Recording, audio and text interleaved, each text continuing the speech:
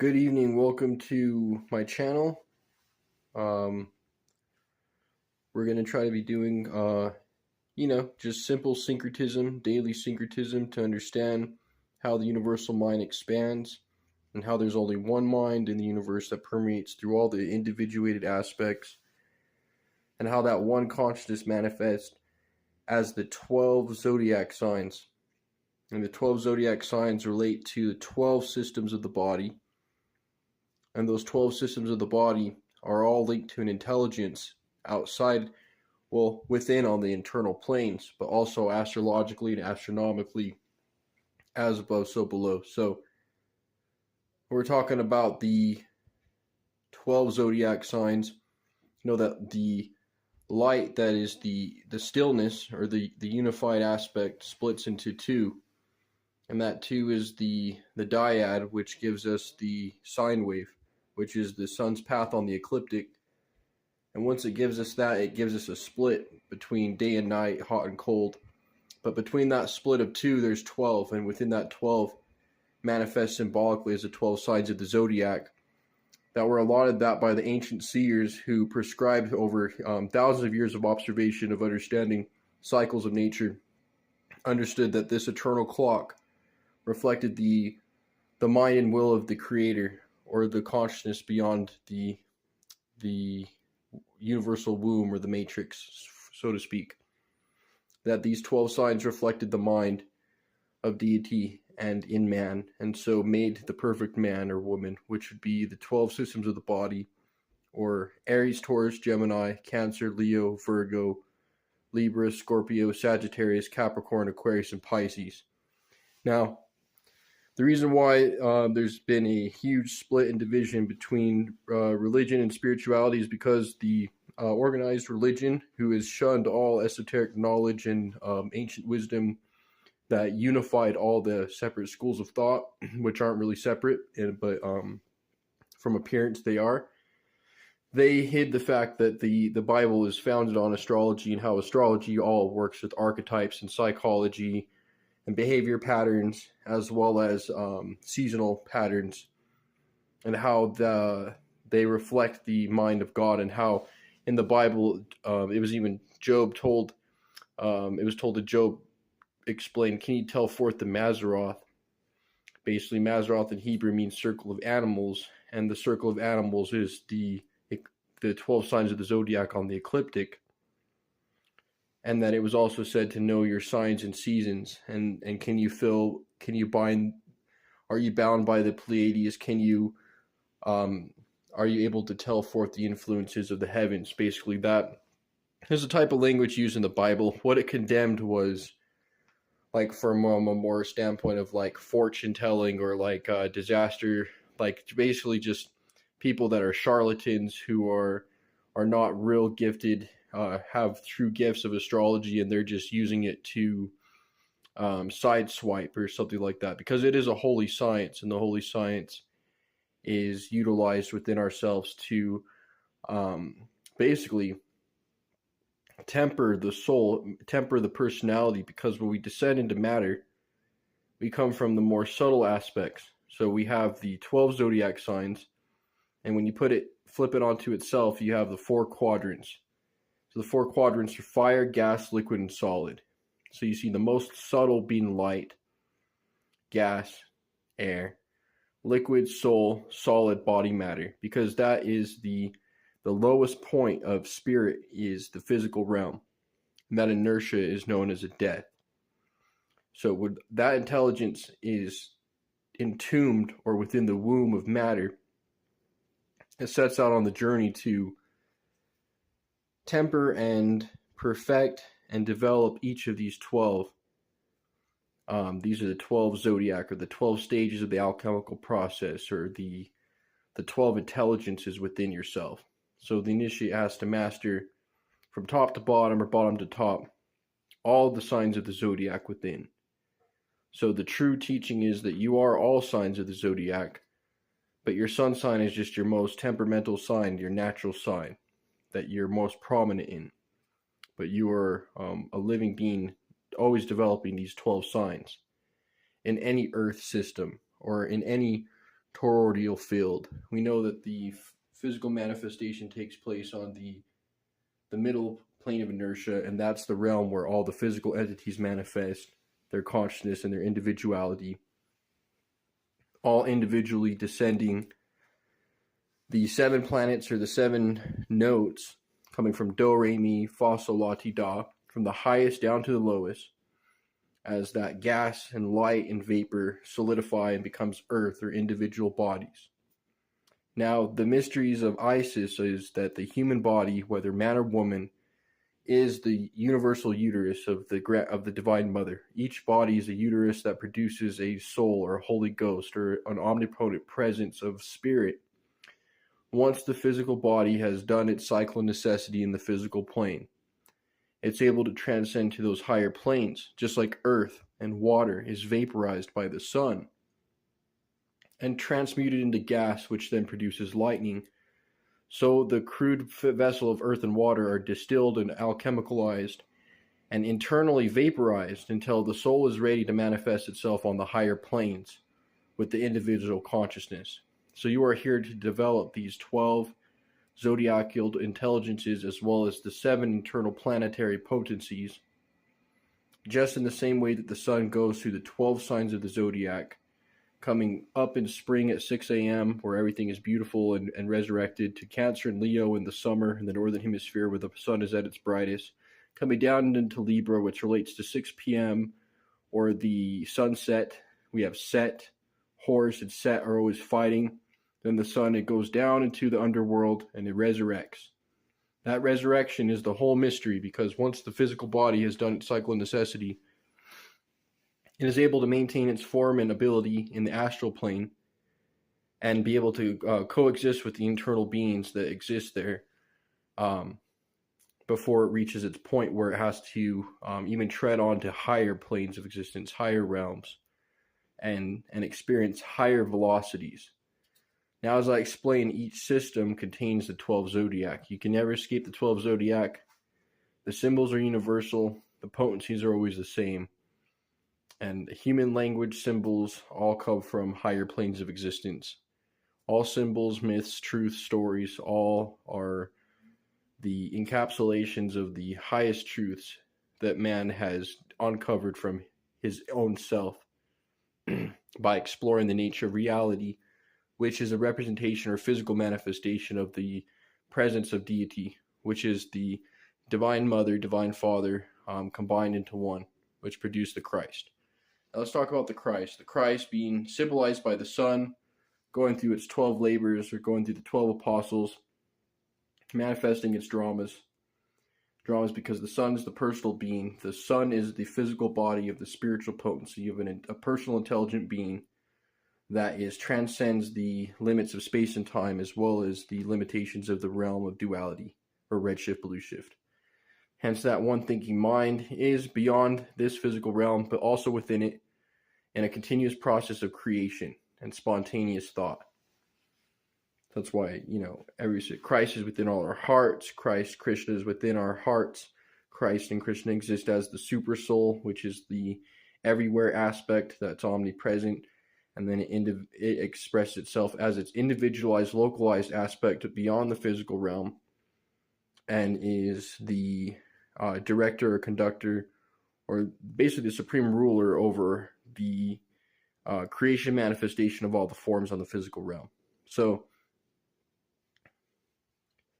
this is just a quick crash course on syncretism, astrotheology, taught by the great Santos Bonacci, Bill Donahue, Thomas H. Burgoyne, Samael Weor, some of the gifted seers of the past.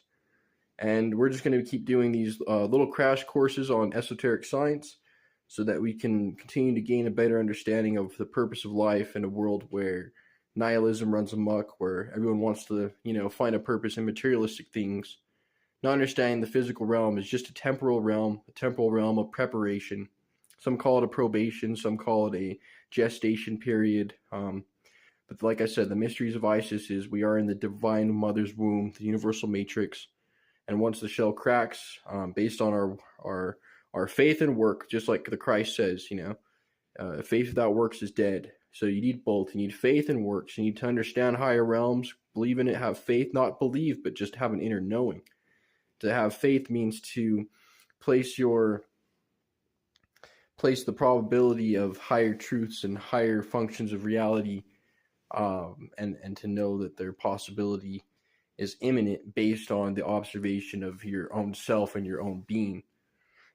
And if you combine that with works and understanding that you're transmuting yourself every day, that every day you're experiencing this birth, life, death, and resurrection. Every year, every summer, every winter the sun goes down into the tomb, only to be born of a stable of between Goat and Sagittarius, to climb the ladder, just like the goat, up into Aries to resurrect. And every year we feel a sense of renewal. So that is a miniature cycle of a larger proponent that takes place on a yearly cycle. But not only a yearly cycle, it also takes place on a life cycle. So as you experience, being a child, adolescent, adult, old age, and death, so you're experiencing the 4 seasons. The internal aspects of your life are symbolic of the outer aspects of your life. And the sooner you realize that, the more you'll understand that you're part of the mind. There is only one mind, and that one mind permeates through all of us. And if we can spontaneously activate that well of creativity and spontaneous creation, and to learn to function from the higher mind is the lamb. That's why it's always in the myths going for the golden fleece, or the Lamb of God that takes away the sins of the world. The lamb is the higher mind, or the cerebrum. The cerebrum is in the crown chakra, and the cerebrum has the ability to have the higher consciousness from the highest intelligent planes of existence manifest in a minute form in the physical body, allowing man to direct his thoughts upward towards higher, more transcendental things. So that's what it says. When you activate your lamp, or your inner lamb, then you're able to see and pierce through reality and extract the information from the symbols and all the manifested aspects of creation that continually take place.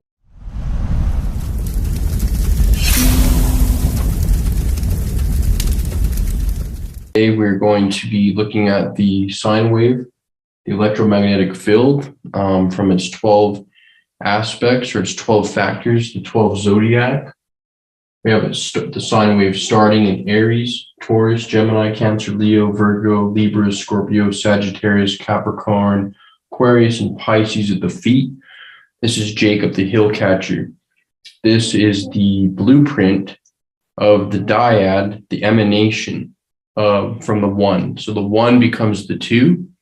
So we come from the source, which the Hermetists would call the one, and or we would say in the Garden of Eden, Elohim, which is like a rank of angelic being, created Adam and Eve. So you go from 1 to 2. Well, that 2, or Eve, represents the sine wave, or the wave. This wave is creation, and which allows us to come here to have these different facets and different attributes and different qualities of life and experience. Because when we live in our limited nature in the bosom of the eternal creator, we don't have a reference point. The energy isn't organized in a sense to be able to experience it firsthand. So our energy manifests from the I am, just like Moses in the burning bush. He talks to the great I am, the Father. Or Jesus says, I am that I am. I am the truth, the way, the light. So we have that I am principle, and that I am is given its individuality, its supreme individuality, and given offspring of children individualities, miniatures, microcosms, children of light. And as it descends, it takes on the electromagnetic field of the intelligence of from whence it came. It's like the Father, God, Aries, the Father is the start, because Aries is the top of the head, the most intelligent part of the human, the part of us that is connected to the creator.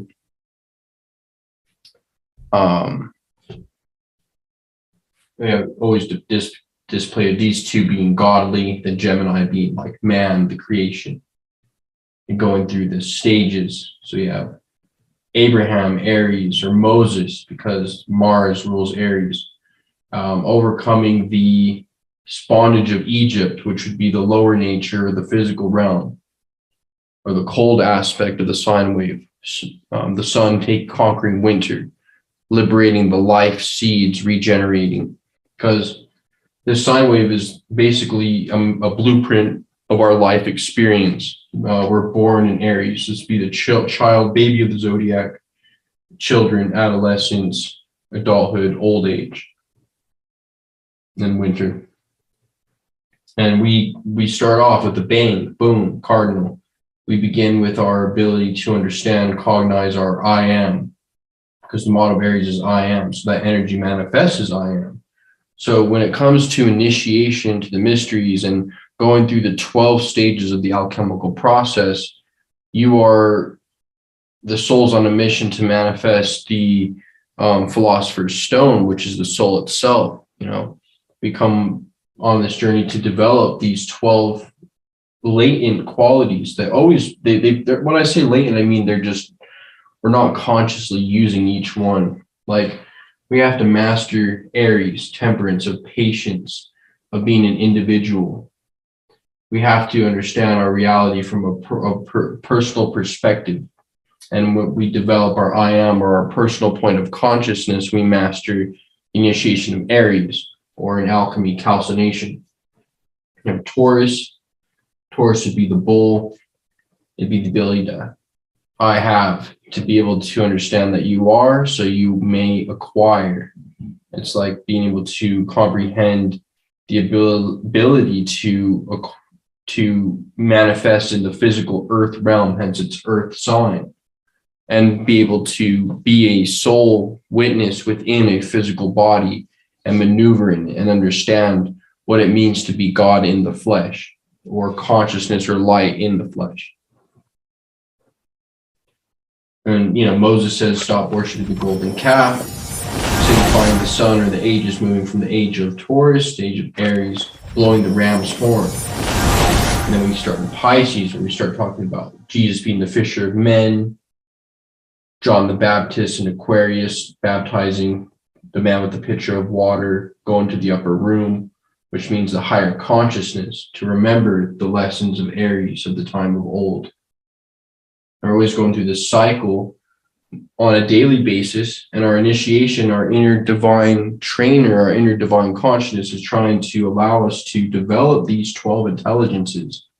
The 12 will lead to the 13th, which is the philosopher's stone, which would be the soul merging with spirit. You got to have the body dissolve into soul and the soul dissolve into spirit, so that Jesus says, I am the Father, I am in the Father's in me, and I am in you. So we have to combine all three of these aspects together. And we do this throughout our life. And the alchemist or the yogi or the magician just does it consciously. So it's interesting. We go through these initiations. Our Garden of Eden happens in Gemini, understanding the mysteries of separateness, other, man and woman, duality. We have Cancer, which would be family, foundation. We begin traditions. Then Leo, we use our willpower to overcome circumstances of the physical realm, of red shift, blue shift, positive, negative. We become Lion's tribe of Judah, and the sun is in Leo, because we activate our heart chakras and become Lions of the tribe of Judah, just like what the character Jesus would do. He's a lion of the tribe of Judah, meaning he activated his heart chakra.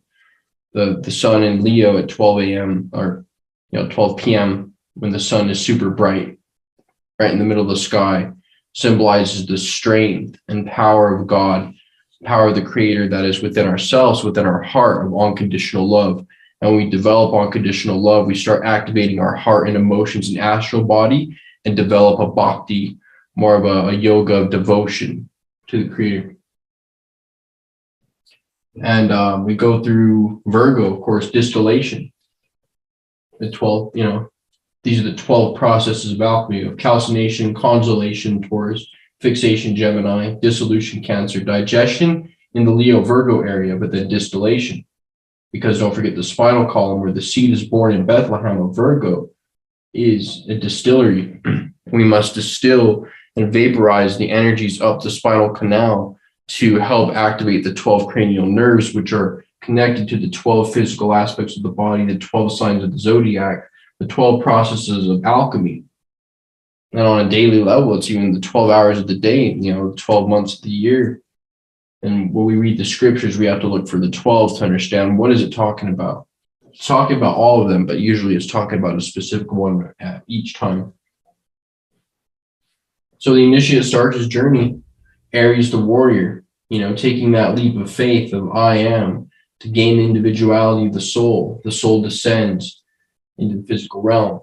And I like to sometimes say that, hey, seems to me like the kingdom of heaven, and this is the kingdom of earth. This is the physical realm, this is the spiritual realm.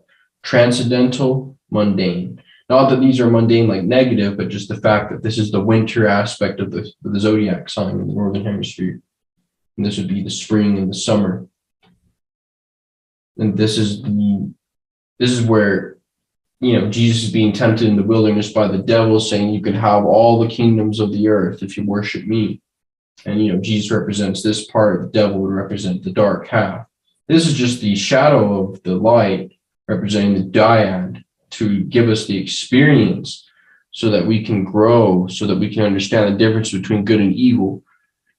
And once in the Upanishad, it says, once we've explored the waking state and understand the difference between right and wrong and start awakening our ears that are deaf to our consciousness, blind to spiritual truth, we become revived by the spiritual Christ that awakens our spirit so that we're no longer deaf, we're no longer blind to the truth.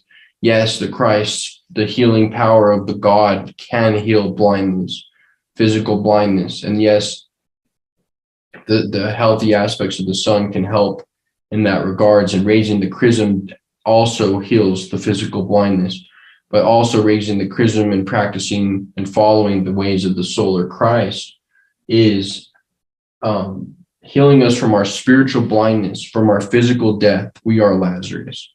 Mysteries of Lazarus is we are Lazarus. Lazarus is come forth Lazarus, because we're entombed in the physical. When the winter strikes winter and all things are dead, then the sun comes in spring. And as we can see now in the northern hemisphere, it's starting to light up. And Jesus says to Lazarus, come forth. And he comes forth. The earth brings forth life once again. This is how we understand it spiritually, psychology, alchemically, on a very real level. We help. Your words could bring forth someone who's in a state of death, of stagnation. Lazarus, how many times have you been in someone's life where you've used your words? The Christ within you speaks, because Christ says he's within us. Krishna says he's the Paramatma within our heart. When that godly force speaks and gives life to someone who's maybe in a very bad state in their life, considered metaphorically, figuratively dead, and they rise.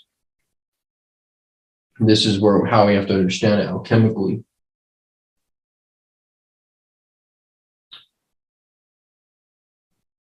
Well, I hope that you guys enjoyed this series. We're going to be looking at it from this perspective and just overlaying syncretism and to understand the path of initiation, to tie this into the lessons.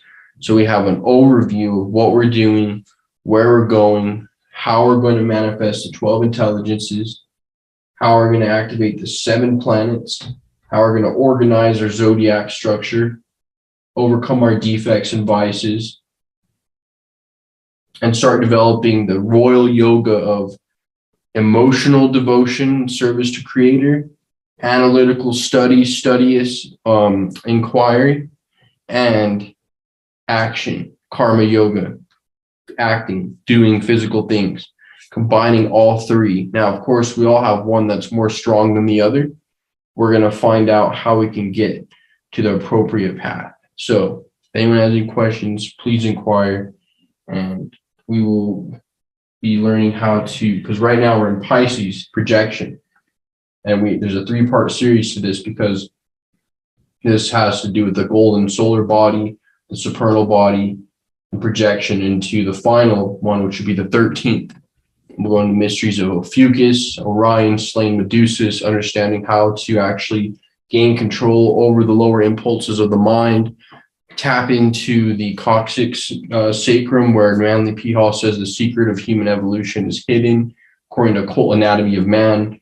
And we're going to be understanding how to activate the 12 stones, the 12 loaves of bread, the 12 zodiac, the 12 intelligences to bring forth master, bring forth Lazarus, awakening Lazarus within, and understanding the sine wave, the beautiful sine wave that Santos has given us to understand and comprehend how to put this all together in a way that can bring truth to everybody. So thank you so much. About how that relates to the 12 systems, and how not only 7, because we hear 7 in all the stories, 7 planets, 7 days of the week, even the Snow White and the 7 dwarfs, or the 7 visible planets, the 7 notes. And when we talk about the 7 notes, do, re, mi, fa, sol, la, ti, da, each one corresponds to a different plane of existence here. So you have do, re, mi, fa, sol, la, ti, da. So right now you could be living at a very low spectrum of consciousness, or a very low tone. And by increasing your tone, you can reach for higher knowledge. And Samael Weor and Crum Heller, great Gnostic, great esoteric, said, the best way, one of the best ways to attain these higher understandings, because with the more understanding you have, the less likely you are to thwart the path. So, mantra vocalization and hitting high tones, like doing E or O, or even using sound, because sound is even more subtle than breath. Yes, we have to focus on the breath and the awareness, but sound is on a whole other dynamic, and it connects to the higher layers of our being, especially if you can kind of merge with that sound while being conscious of it. And also understanding this, how 12 relates to your life and how it can give more meaning and purpose. Understanding that there's the 12 chromatic scale, there's 12 notes also. There's a scale with 12 notes. There's 12 systems in the body: the skeletal, the digestive, the reproductive system, the nervous system, the skin organ, the digestive system. If I already mentioned that, there's 12 different systems. If you look up on Google, type in the 12 systems of the body, you'll see that there's 12. And then there's 12 signs of the zodiac. So the ancients were correct to label each one of these 12 systems with a particular zodiac, even down to the shape. Like Gemini rules the arms. Well, hey, Gemini rules the lungs, which are connected to arms. Aries rules the head, the cerebrum. And up in the cerebrum, it actually looks like a lamb or a ram. And you have Pisces at the feet, the 2 fish, and each one relates to, there's the bone, the skeletal system, the digestive system, and so on. In the Bible, you hear a lot of the 12 loaves for the 12 disciples and the 12 labors. So we're like in some type of geometric realm where we're constantly being influxed by 7 and 12, 7 and 12. That's why we went through the 12 steps of the alchemical process, and we go through the 7 stages of self-actualization, self-realization. And throughout our life, we have the assistance of various angels or angels of light, which are the beings or intelligent non-corporeal beings, which means non-physical. So they have ascended past the realm of physical, or now in the realm of the non-flesh. And these beings are able to communicate with us through our energy and give us ideas and perceptions and ideals and higher ways of seeing it, as long as our vibration internally is matching those higher beings. Now, if we're on a lower level, we're at risk of being thwarted by lower beings. And that's why the whole Bible and all the stories of religion are to save us from the physical realm, because the physical realm is where the soul can get basically drowned in its own confusion, drowned in its own lost temptations, and lost in the woods of life, only to be called back by the Christian of the Christ, or the Christos, which is the inner sun. So here we're getting into more correspondences of as within, so without. Because everything you see without, whether it be the sun or the moon or the sky or earth or anything physical, is also within yourself, because you came from the universe and the universe came from God. So if God created the universe created man, and all the 12 zodiac and all the sky and all the heavens and all the visible notes and colors and glands are all within the human body, then that makes you a child of this organism or this program. So once you pass and understand that you're here to do things very similar to nature, in the same way that the sun is vaporizing the water becomes the mist becomes the clouds, it's rising and purifying. So in the same way, the spiritual sun within is rising your internal soul, which has always been related to water. And once the soul's been evaporated up into the high heavens, it creates its form. It maintains a form. You know, you're not just on some endless process of never-ending reincarnation or a never-ending hell or nirvana or oblivion. A lot of Western esotericists love to teach the oblivion. You're going to nothingness. You don't have any. No. You came here to individualize yourself. You're in the womb just like you have a mom and a dad, and they love you. Same way in the spirit realm. There's spiritual beings that actually take note and account for lower realms and are trying to figure out what's going on. So I definitely consider looking more into it and broadening your studies to Thomas H. Burgoyne, Light of Egypt, Western Hermeticists, as well as true Eastern teachings. You know, don't just get for one, or don't just be a non-dualist or Advaita Vedanta New Age that the universe is God, whatever. And don't get caught up in the crowd of religious fanaticism, or constantly trying to choose a religion constantly. Instead, choose the religion, the science of the soul, the internal potency. The Christ, the Krishna, the Christ is the Lamb. The Lamb is within you. Every year when the spring comes, and also on your own personal level, the Lamb of God comes to renew your soul, to come and knock at the door and say, hey, you know what? What is it that you need to do to understand better? What is it that you need to do to help better? Because we're just gardeners here in the garden of God. So we were just meant to be tenders of this garden, keepers of the garden. And it's good to not go astray. And the universal deity is also placed, I like how, I don't know what to call them. I guess Ralph Smart calls them the inorganic ones. I don't know if you follow him. I agree with some of the things he says.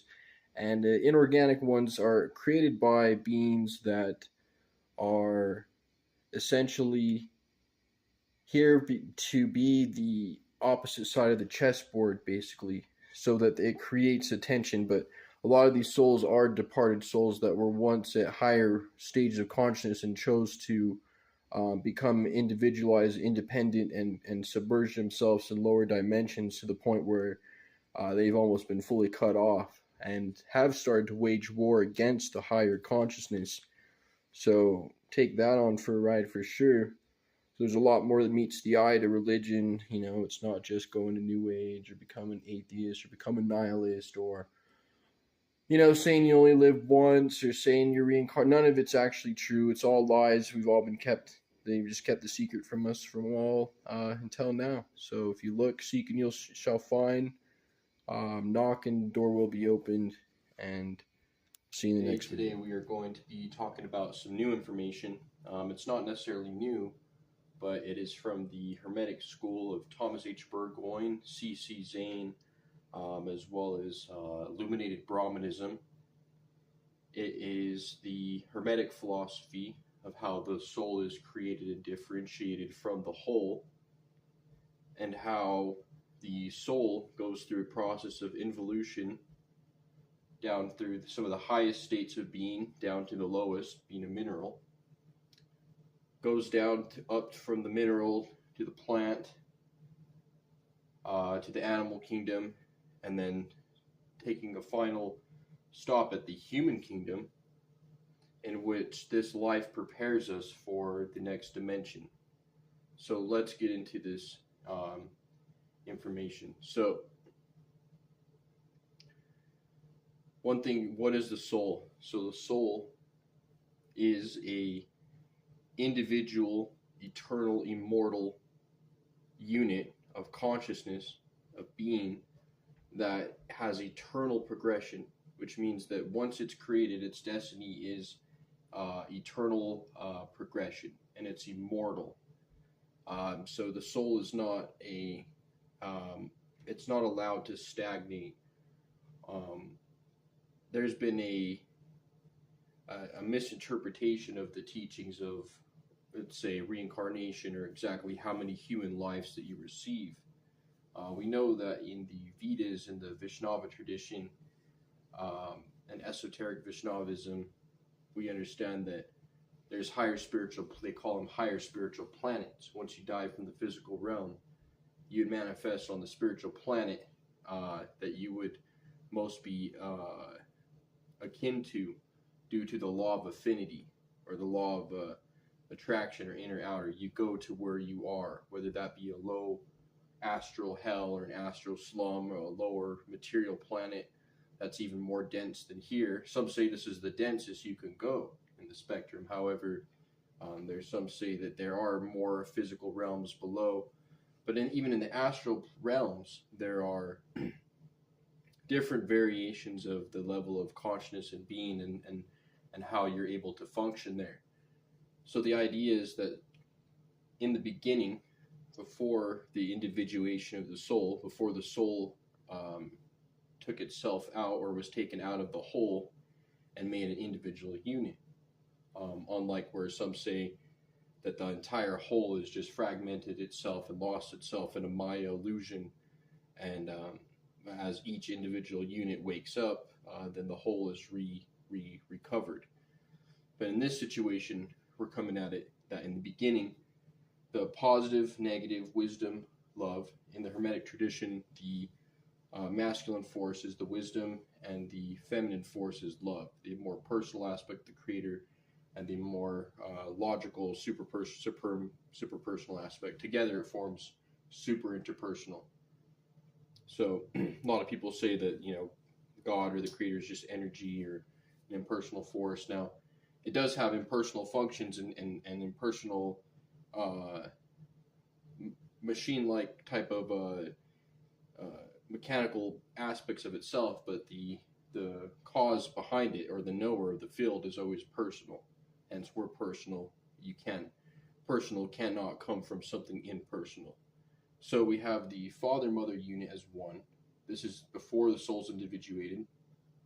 And then it splits from within itself. It comes from its inner potency, is Radharani, the feminine aspect. Purusha, Prakriti, Krishna, Radharani. The whole, which is one, you could say it's it's within itself. It's a very sexual in nature, just as above, so below, just like humans.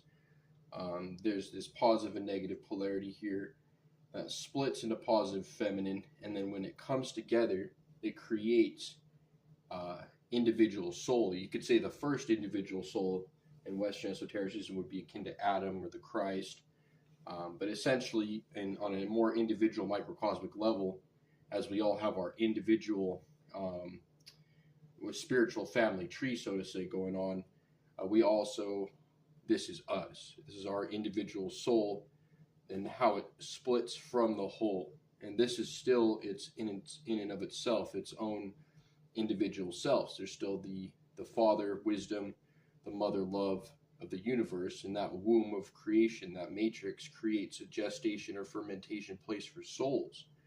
But that's in the physical realm. We haven't gotten to the physical realm yet. So on the way down, we become also like God. God creates us in his image, her image, he, her. Jehovah Elohim. Elohim is plural for gods and goddesses. In the sense, we're talking about positive and negative, intelligent, creative, archetypal forces. So once you come out of this, then Adam is split. Eve is split from Adam's rib. Adam takes a rib out. What is that saying? That as above, so below. So in the same way, the wisdom, love, masculine, feminine, God split itself and came together. So too, you came out in one unit, or split into Adam and Eve.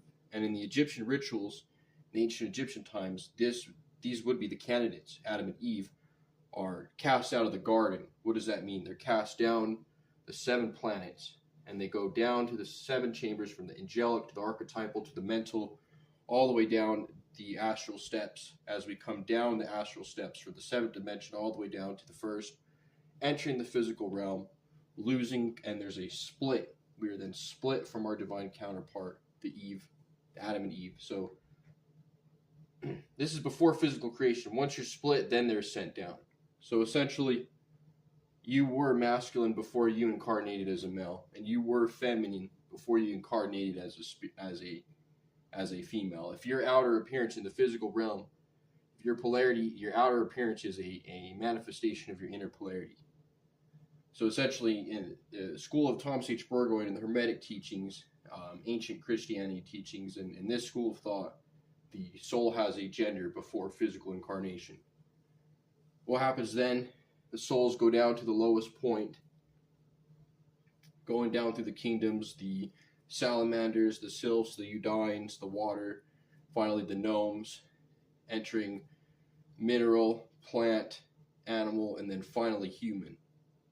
Once in human incarnation, these two are normally separated and are on a mission and a polarity to these two. The journey of life is to allow the polarities to develop and to maximize the properties, so that once these come together, this is termed the soulmates, they come together on the earth plane. However, it has been said, especially in the age of forgetfulness, that many people don't necessarily meet on the physical realm and end up meeting in one of these 7 astral kingdoms. I wouldn't call them kingdoms, more as these are all planes of existence. So when you exit the physical realm,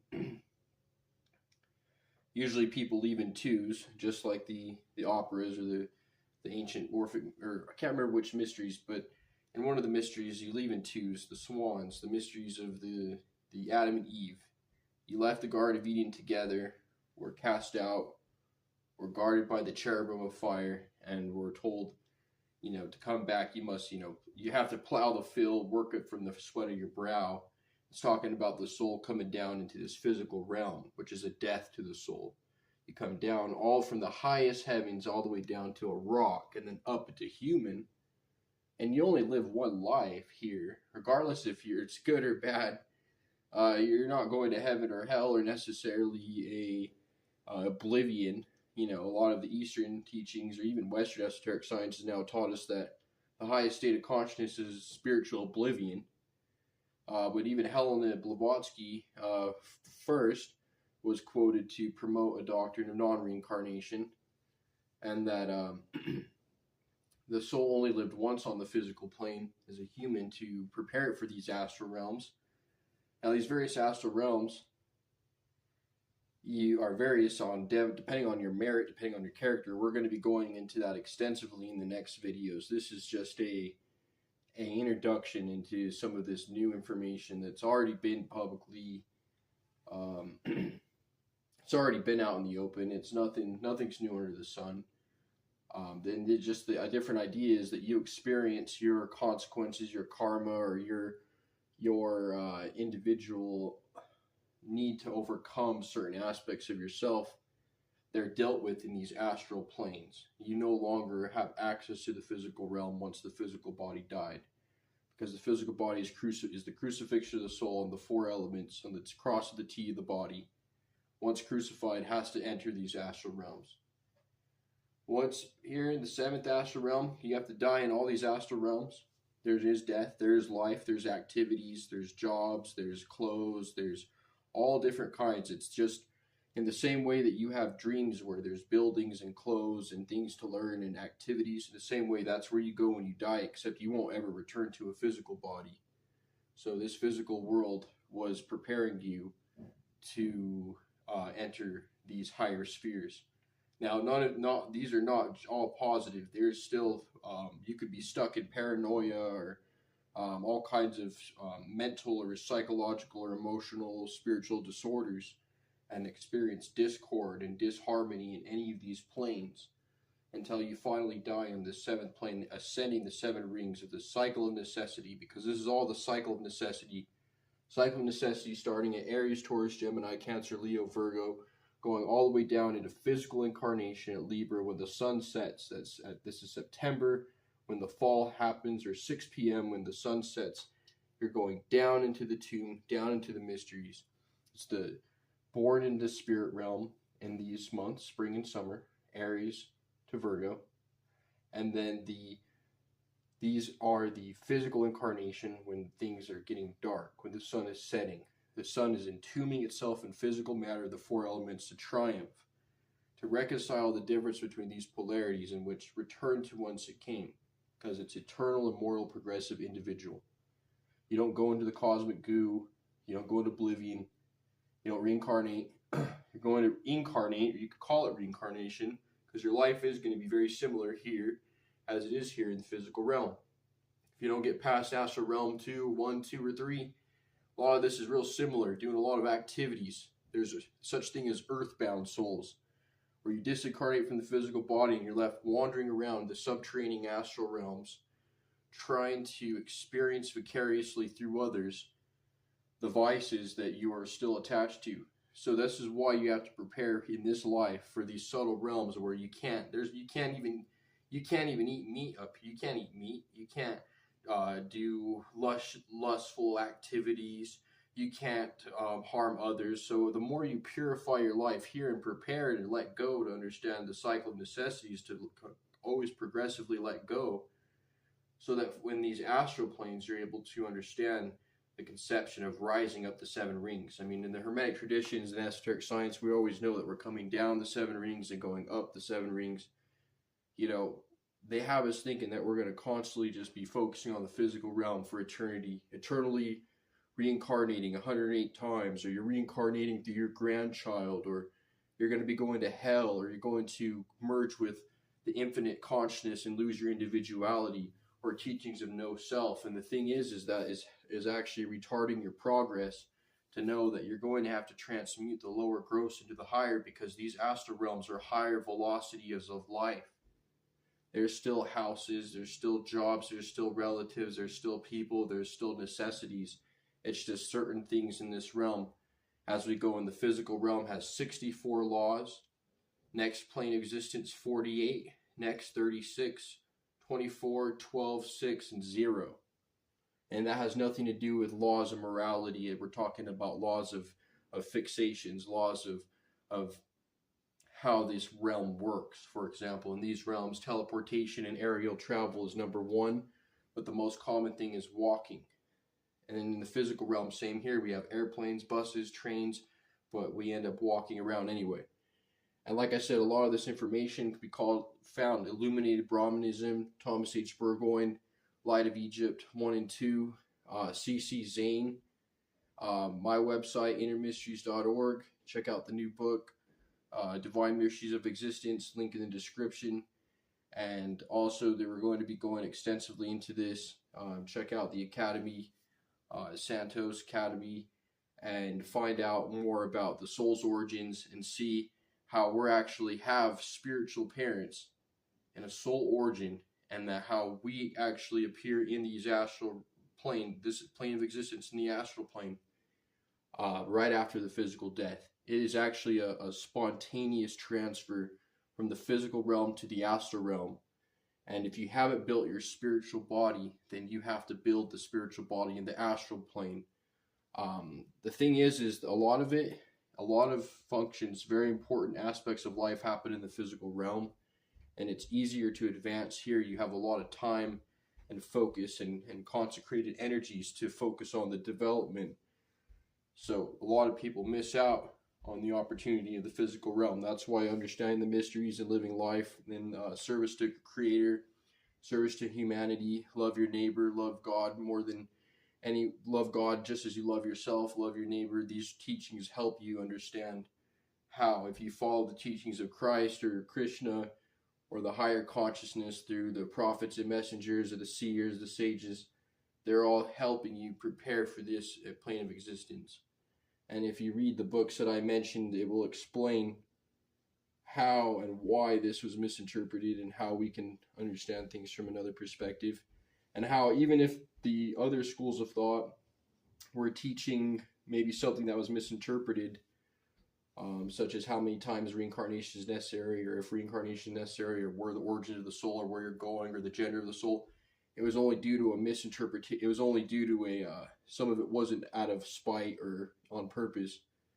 A lot of it was just kind of lost in the ages, lost in a lot of the times the priestcraft did use a lot of this to like keep people enslaved, like on the western side of the Christianity, try to make you feel like you're going to either go to heaven or hell. Well, these astral realms, they're not necessarily heaven or hell. It's kind of like here. I mean, you can call this hell, you can call it a prison, you can also call it a paradise. So this is important to understand, and we're going to definitely go into this more. And please check out some of the other videos on my channel here that help explain this as well, because I've been explaining this for about 2 years now, since I read some of these books and got this information, and then just putting things together, it all kind of made sense. So hope this Welcome to my channel. Here's another lesson on occult science, esoteric knowledge. A lot of the information nowadays has been definitely coming out a lot more quickly than it was in 2012. And now people are starting to pick up on the ancient spiritual sciences that are the roots of all mythologies, religions, and paths. And today we're going to be discussing as above, so below, and how the goal of the entire cosmos is for, or the creator's plan is for each individual, male and female, soul to attain self-conscious immortality. Now, Jesus says, with patience you will possess your soul. Now, what does this mean? We were told that we already are a soul. We are a soul. We are a seed of a soul. Our monad, or our inner being, comes from the highest abodes, the most celestial, most subtle dynamics. And then when it's differentiated by angelic spiritual parents, male and female, mother and wisdom, then its goal is to take down the vortex, down all the kingdoms from the highest realms of the ether, vapor, energetic realms, water, earth. Now, earth being the physical realm, this realm being the only realm that we are physically capable to be in a material body of low velocity. Hence, we experience time going by slow. We experience a sense of mundanity to life. We hear, that the world is a place where a lot of our survival instincts are tested and learn how to respond to certain situations. But in each realm, the laws and velocities change. So when the soul from its highest point, more subtle realm, comes into contact with low velocity or its negative counterpart, matter, it becomes entombed or crucified on a cross. So this death of the soul is actually, we are in the realm of the dead. So watch the first video I posted on this channel, and I explain how this is as far as you can go into death, being in the physical realm. So humans are actually the walking dead. Reason being is because they are the tomb that the inner Christ soul resurrects from and gains conscious immortality. But in order to do that, if we follow the alchemical formulas of the Judeo-Christian Bible, you have to go through these elements, because these elements are the sheaths or the functionalities of the deity, and they manifest in the same way, like our north, west, east, and south manifest the four cardinal directions. So spirit manifests, or the highest abode manifests the four elements: earth, air, water, fire, air, ether. And when we go to physical incarnation, and we go up from the highest, down from the highest forms, down to the mineral, plant, animal, and ethereal dimensions, we can talk about that more later. and then descending down into material incarnation, where in the rock kingdom or mineral, also manifesting as gnomes, they experience the life of being solidified, more of a slumbered state. Then plants have a more higher consciousness, a more sense of feeling. In the animal kingdom, you learn instinct as well as love. And then in the human kingdom, you learn self-conscious love, self-conscious immortality, because then you understand exactly where you're going. Because from when you were differentiated from the Supreme or from God by the two wisdom and love angelic parents of your specific monad, then you were differentiated as an Adam and Eve, but before Eve was split. Once the soul was split, it descends. That physical body is thought of as a tomb because in the higher ethereal realms, life and activity and even personality is so unlimited that the physical body coming into contact with the physical realm puts a stop to that, and all things come to a stop. That stop, the entropy, is Earth. And we're encapsulated by a physical body. As you can see, the physical body contains the waters of life. So this liquid soul within the earth body has to be transmuted through the inner fire and light into gaseous spirit so that we can ascend and attain the upright pentagram. The upright pentagram being the ability that man has finally conquered self-conscious immortality and has attained self-consciousness while in the physical realm. Because most people do not attain to this until the higher astral planes and then even the celestial. Man has one chance since being incarnated into the lower forms of life of earth, mineral, gnomes, sylphs, undines, lower elemental spirits, and now possesses self-conscious reason and the ability to self-reflect on himself.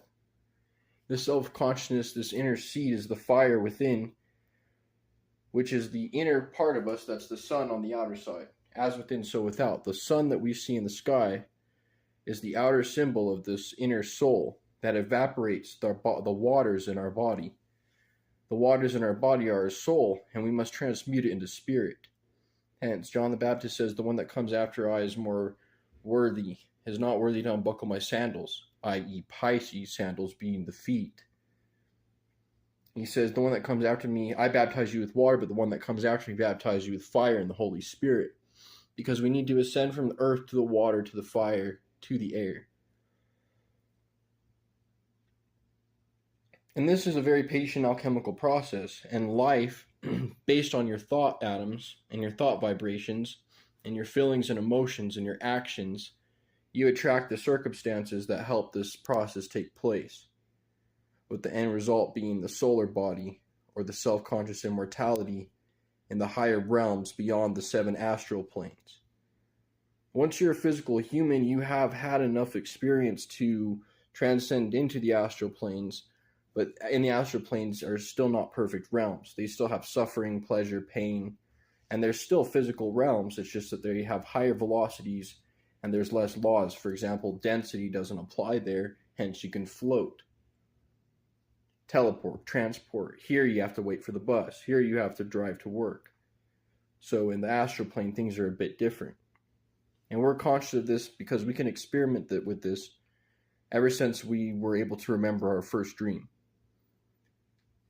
So the spirit is always in a conscious creating mode. It's always creating these fields. The Purusha is the conscious, the witness, and it's always creating these separate fields. And it's always given circumstances to overcome entropy. So who is this frustrated looking figure here below the earth?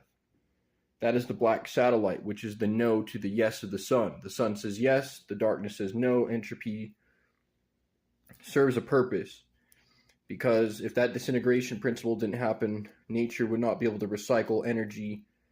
And if humans didn't have free will to either strive to the highest points and they choose consciously to go downward, then the nature has a way to recycle them so that they are able to be renewed but all humans have an opportunity to overcome the cross of the physical body and transcend into the higher realms with the solar body and living in peace and bliss. Notice how I put the entropy, then the physical plane earth, then we have the water, then we have the sun outside that vaporizes the water upward, north, towards the head. The head is ruled by Aries or Rama, the fire. And the ancients believed that the earth was created when all the planets were in conjunction in Aries, because Aries is the creative, pioneering spirit. It is the I am consciousness, whereas Taurus is I have. Gemini is I think. So this is how consciousness transforms itself on the way down. And this is how consciousness also transforms itself on the way up. Energy is always in a constant process of transformation. And we have to ignite the inner fire, which is the Christ, to evaporate the waters of the soul to be saved from the earth tomb, which is also a womb, because the mysteries of Isis are is that each human body is a womb in and of itself, because this is the first time you've ever had self-consciousness. This is the first time you've ever had a human mind. Man is glory. Animals are love. Humans are glory. And then we attain to the higher velocities. Similar to the worm, doesn't understand the phase of cocoon, and by the time it's out of the cocoon, it finally understands. It looks at its last previous state as a worm and is able to appreciate the wings much more.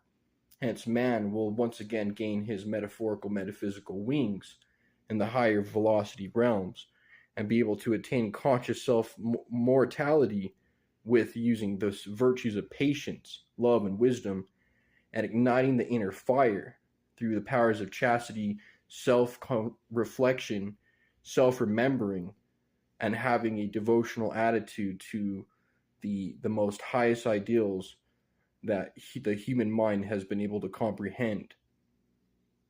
Once that takes place, the soul is then able to consciously live on the higher planes, and even work never ends, because then your mission will be to assist those in the lower.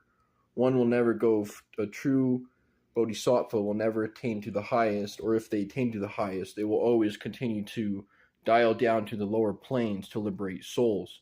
Hence also the allegory of Christ going down into the underworld and liberating souls, or the denzians of the lower manifestations of the lower realms. See, Earth is not the lowest you could go. There are sub-pockets. Now, souls were just supposed to come here to gain conscious self-conscious immortality, but because everything has free will and everything has a personality and everything has consciousness, there has been denzians and negative entities that utilize the upper realms, i.e. us, because we're above those lower realms. And their idea is to, if they can conflict us or lower our energies or obstruct our free will, they can get into us and actually live vicariously through us. So this is why we always have to stay upright with the upright pentagram. The compass always points north, to always stay happy, to keep the clouds clear, to keep the mind in the spirit, and to keep the holy fire lit, or the inner lantern. And then you become an initiate of the flame, and you hold that cosmic wisdom, that eternal wisdom, and are able to orally transmit it to others and allow them to understand the mysteries of their being and know that life never ends. It's a sense of conscious, self-conscious, immortal progression, and nature doesn't like stagnation. Welcome to Prisca Theologia, Wisdom of the Seers. Today we are going to be discussing how syncretism shows that all things are connected, all sciences, faiths, religions, perspectives, and it's all through being able to be where we're at as human beings, and our ability to be self-conscious and self-aware and self-reflective. And because of that, we are able to comprehend the mysteries of nature. The mysteries of nature are the mysteries of the soul, and these mysteries were once kept from humanity only for the initiated few who, by trial or error, decided that it was time to utilize this existence for something higher than oneself. Because in the path of syncretism, the path of the razor's edge, or the path, or the Tao, or the way, whatever you want to call it, it all leads to overcoming the soul, triumphing over circumstance and overcoming its lower nature to inherit higher consciousness. In the Bible, it says to inherit higher kingdoms, but we know these kingdoms are higher states of consciousness and higher realms of existence. So let's get into some of the basics. So we have the numbers. So numbers are always important because we have the 7 chakras. Then we have the 7 days of the week.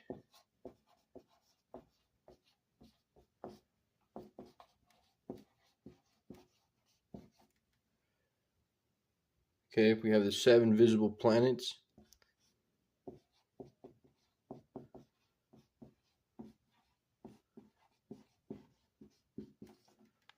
Seven musical notes, not the chromatic, but just the do, re, mi, fa, sol, la, ti, do.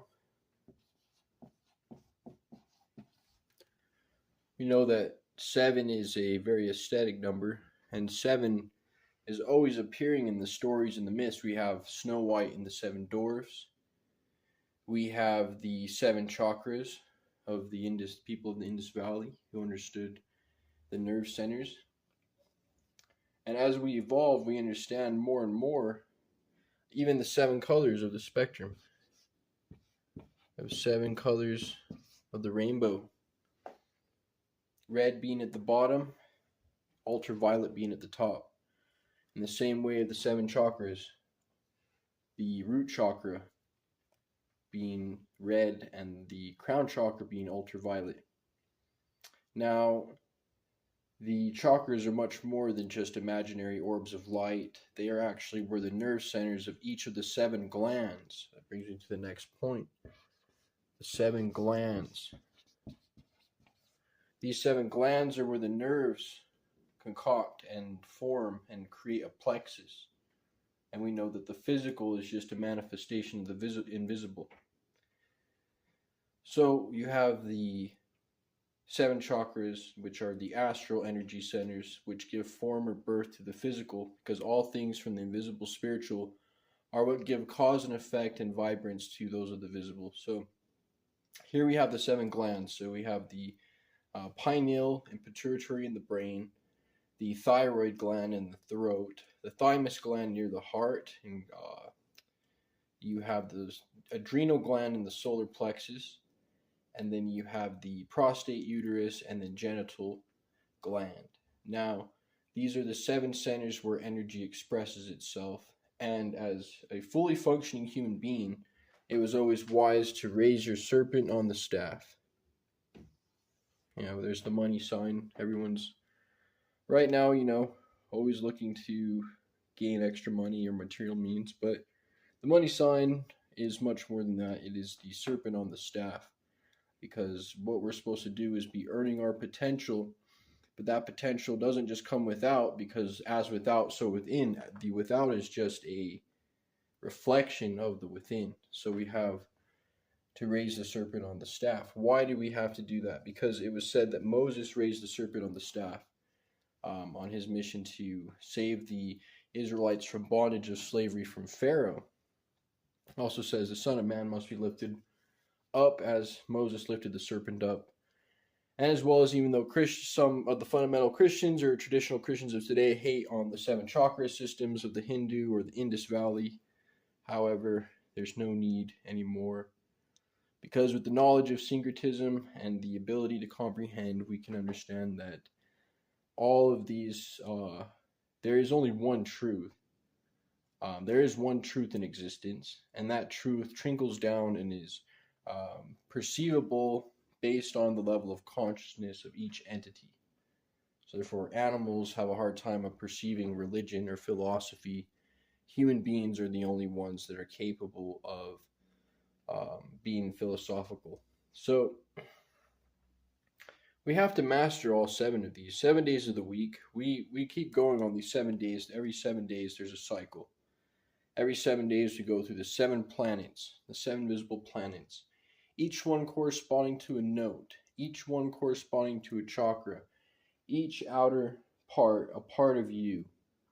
Something up there, depending on how it was placed, is allowed the deity or creator, God, to help manifest your particularity in a way that allows you to be in this universe as an individualized being and having to participate in the days of the week. Monday for the moon, Tuesday for Mars, Wednesday for Mercury, and so on forth. Each day was connected to one of these planets, and one of these planets being connected to one of the chakras.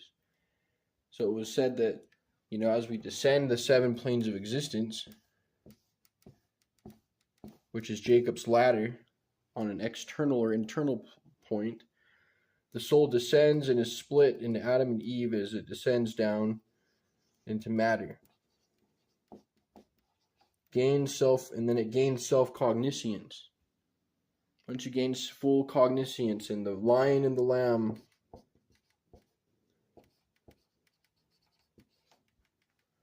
are in peace together, which means the brain and the heart. The brain is the center of the ego, the individual ego, not the lower ego. We're not talking about a negative term, but just your sense of individual identity. And the lion is the inner being. So the inner being and the inner individuality must merge again from whence they departed. And if you look at my last presentation, it also goes into more of a soul partnership type of thing, but generalizing into the body, it's all about the skeletal structure, because these 7 chakras all come together on a particular point of your spinal column. So the spinal column was the staff that Moses raised the serpents in the wilderness. And it's important to know that every day we have an opportunity to transmute a bit of this energy. A lot of people right now are overly caffeinated, overly exercising, overly exhausting their resources, whether that be through anger, lust, gluttony. Any of the 7 cardinal sins essentially burn up that energy potential that is utilized to activate each chakra. Now, this is why we see a lot of people, we feel like they have low energy, or they're slouched, or they're uninspired, or unregulated, or impulsive, or not able to control themselves, is because the energy is not able to reach the brain. Throughout your life, it's good to allow yourself to rejuvenate and allow some of this energy to demystify up into the higher chambers of the body, and not just waste it all in carnal activity. So this is what the alchemists were doing back then. So before, it used to be a big secret to, self-actualization or self-awareness, self-remembering, which just all means of, instead of just going about your life like, oh, hey, we're all here, nothing's going, like actually taking some time to look, to reflect on the inner being within, to take some time to have a chat with the man upstairs being the higher consciousness, God, deity, the one who manages, or the complete abstract consciousness in which we're all cut from. As in the last video I said, there's only one mind. All our minds are cut from the cloth. And then those minds, don't forget, minds can depart from God. God is in all, but not all are in God. So as physical entities, especially as we get into the lower planes of matter, we get into the infernal realms, which are realms of monotony and boredom.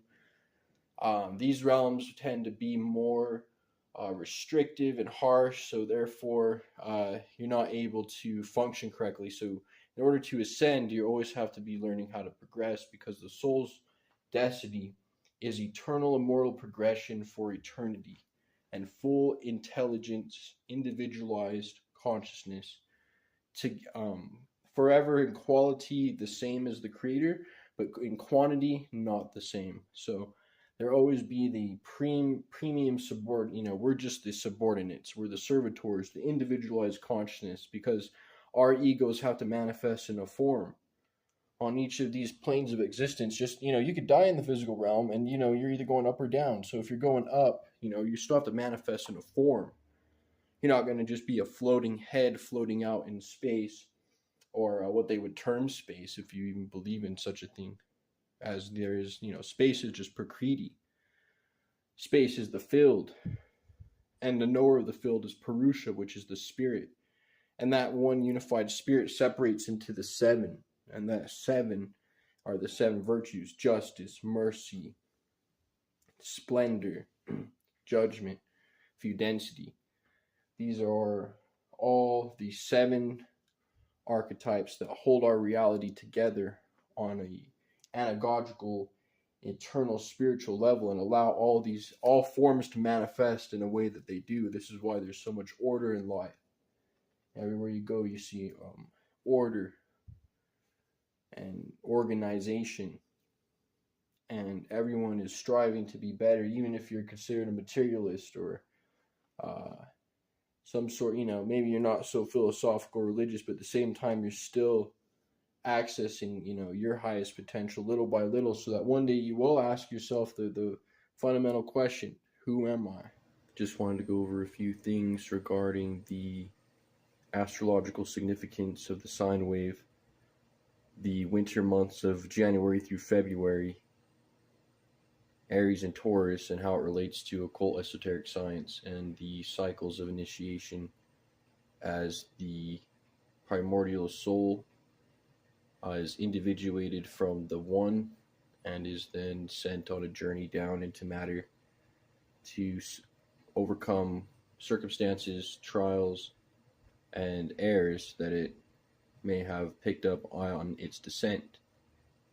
And as we go through those conscious descent through the emanations from the most subtle realm to the most dense, our consciousness flows in a particular direction or a pattern known as the 12 zodiac. So the first sign of the zodiac being Aries, because in tropical astrology, the energies and the intelligences that the sun is portraying is based on where the sun is and not necessarily the stars.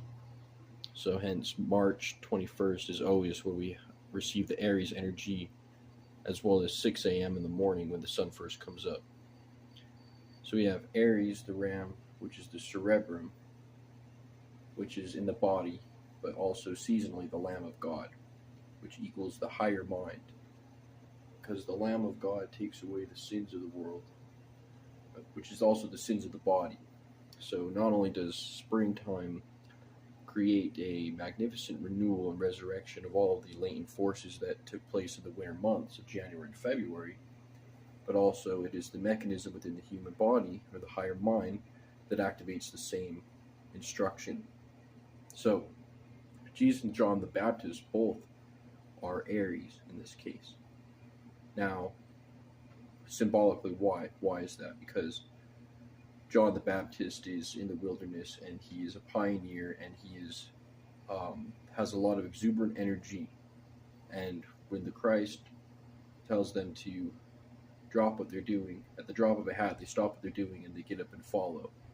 And it's the symbolic nature of the soul that, when it comes to have a certain aspect of receptiveness or open-mindedness to follow the higher teachings and the higher promptings of the soul without questioning it or doubting it too much. You have to go with the whim of a spirit, kind of like the first tarot card, the Fool. So then we have Taurus, the bull, the cerebellum equals the lower mind. And when we say lower mind, we just mean more of the physical aspects, more of the procreative aspects, the instinctual aspects, whereas the higher mind is more of the loftier thoughts that once you are protected and no longer needed to be in survival mode, then you access the higher mind. The lower mind comes in handy to help you survive in the physical sense. Hence the bull, Taurus the bull, helps you plow, toil the fields. See, the sun sits at the right hand of the Father when the sun is in the sign of the springtime.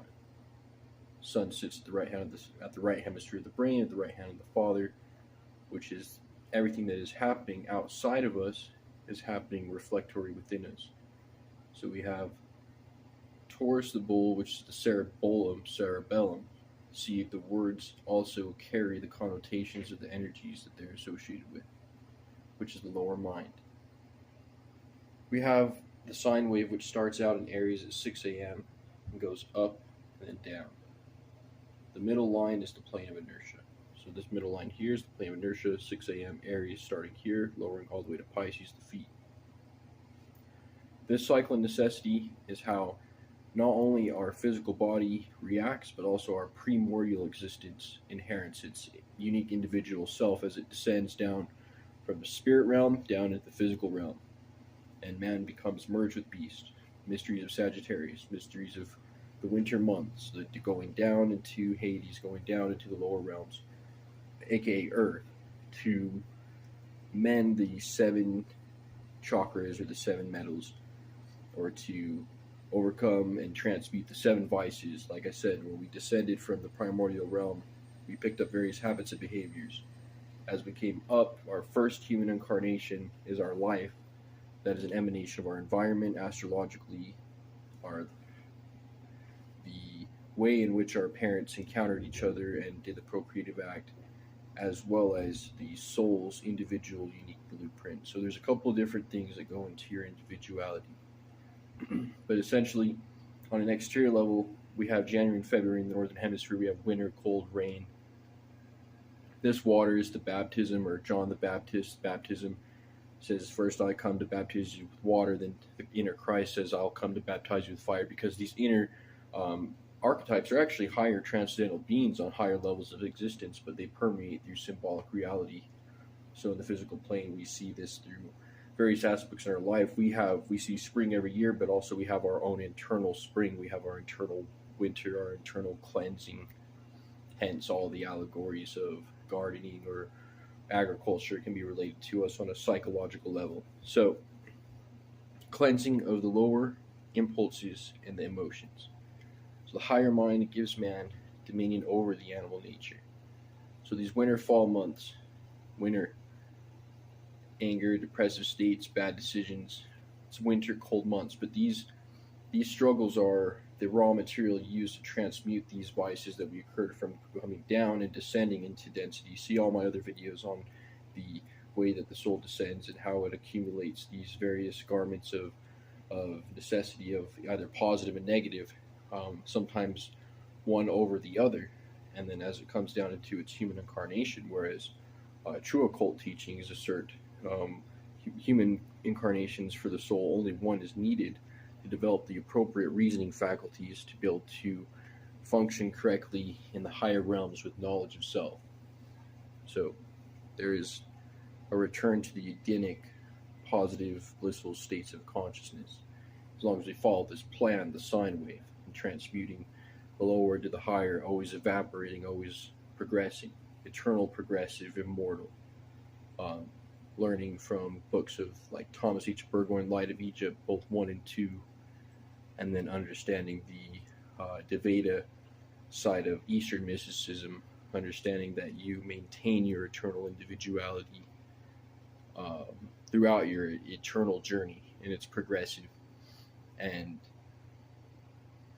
the astral plane is more real than you can imagine, and there's higher realms out there. This realm right here that we're experiencing is the beast realm. It is the line here. Now this realm is being raised up ever so slightly, the quality of the physical realm. But this realm is only to prepare souls for the next dimension. Have the body of earth and water, baptized in earth and water, to transmute the spiritual atoms, transcend into the air and fire bodies, the higher, more subtle realms. Hence, this is just a probationary period.